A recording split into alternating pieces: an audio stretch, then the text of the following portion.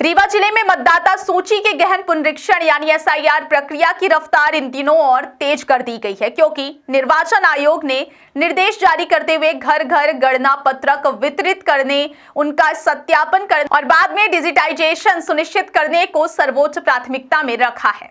इसी अभियान की वास्तविक स्थिति जानने और यह देखने की जमीनी स्तर पर कार्य कितनी गंभीरता से किया जा रहा है। रीवा कलेक्टर प्रतिभा पाल ने आज कई मतदान केंद्रों का औचक निरीक्षण किया। उनके अचानक पहुंचने से प्रशासनिक अमले में हलचल मच गई, क्योंकि वे सीधे उस प्रथम चरण की समीक्षा करने पहुंचे जहां गणना पत्रक वितरण और सत्यापन का काम चल रहा था। कलेक्टर सबसे पहले नेहरू नगर स्थित सामुदायिक भवन पहुंचकर मतदान केंद्र क्रमांक 82 का निरीक्षण की।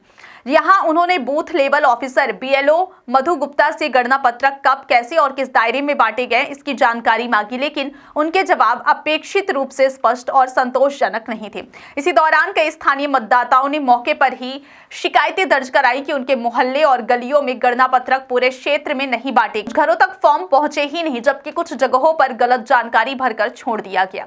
इन शिकायतों को गंभीरता से लेते हुए कलेक्टर ने मौके पर ही बीएलओ के निलंबन के निर्देश जारी कर दिए और कहा कि मतदाता सूची का पुनरीक्षण अत्यंत संवेदनशील कार्य है, इसमें कहीं भी लापरवाही स्वीकार नहीं की जाएगी। उन्होंने स्पष्ट कहा कि मतदाता सूची में किसी भी त्रुटि का प्रभाव सीधे चुनाव प्रक्रिया की निष्पक्षता पर पड़ता है, इसलिए इस अभियान को अत्यंत जिम्मेदारी और पारदर्शिता के साथ संपन्न किया जाना चाहिए। उन्होंने प्रशासनिक अधिकारियों को निर्देश दिया कि न केवल गणना पत्रकों का वितरण बल्कि उसका सही सत्यापन और रिकॉर्ड का मिलान भी सुनिश्चित किया जाए, ताकि कोई मतदाता छूटे नहीं और न ही किसी अपात्र का नाम सूची में बना रहे। नेहरू नगर के निरीक्षण के बाद कलेक्टर प्रतिभा पाल पीके स्कूल के पास स्थापित जोन क्रमांक 3 के एसआईआर हेल्प डेस्क सेंटर पहुंचे, जहां वे डिजिटाइजेशन और डेटा एंट्री की प्रगति की समीक्षा करने गई।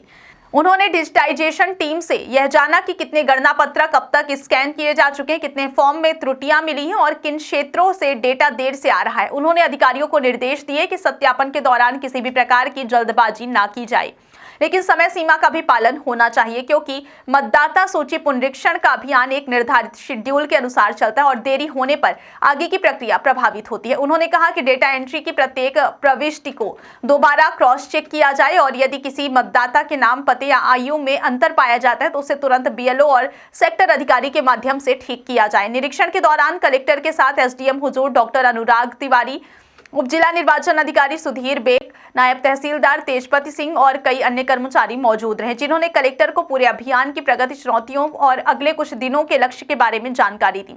अधिकारियों ने बताया कि जिले के सभी मतदान केंद्रों पर हेल्प डेस्क तैयार किए गए, जहां लोग चाहें तो अपनी जानकारी चेक कर सकते हैं, नाम जुड़वाने, हटवाने या संशोधन के लिए आवश्यक फॉर्म जमा कर सकते हैं। जिला प्रशासन ने कहा है कि मतदाता सूची के अपडेट होने से आगामी चुनाव प्रक्रिया और भी पारदर्शी, सटीक और त्रुटि रहित होगी, जिससे लोकतांत्रिक व्यवस्था को मजबूती मिलेगी। प्रशासन ने यह भी स्पष्ट चेतावनी दी है कि जो कर्मचारी इस गहन पुनरीक्षण में लापरवाही करेंगे उन पर सख्त कार्रवाई जारी रहेगी और आज की कार्रवाई इसी दृढ़ता का उदाहरण है। कलेक्टर प्रतिभा पाल ने कहा कि मतदाता सूची को एक साधारण सरकारी दस्तावेज समझने की भूल ना करें। यह चुनावी प्रक्रिया की आधारशिला है और इसकी शुद्धता बनाए रखना प्रत्येक अधिकारी की जिम्मेदारी है। उन्होंने कर्मचारियों को हिदायत दी कि घर घर जाकर सत्यापन सुनिश्चित करें, कोई भी मतदाता छूट न जाए और हर फॉर्म समय पर तथा सही ढंग से डिजिटाइज होकर आयोग को भेजा जाए। प्रशासन का कहना है कि आने वाले दिनों में निरीक्षण और बढ़ाए जाएंगे, ताकि पुनरीक्षण कार्य निर्धारित समय सीमा के भीतर पूरी गुणवत्ता के साथ पूरा हो सके